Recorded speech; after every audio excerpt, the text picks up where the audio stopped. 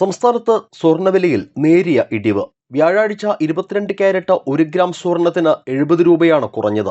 ഇതോടെ സ്വർണത്തിന് 1 ഗ്രാമിന് 14,940 രൂപയും പവന് 1,19,520 രൂപയുമായി വില. തിരുവോണ ദിവസമായ ബുധനാഴ്ച സ്വർണ്ണവില മാറ്റമില്ലാതെ തുടരുകയായിരുന്നു. ഇന്നലെ ഒരു പവൻ സ്വർണത്തിന് 1,20,080 രൂപയായിരുന്നു വില.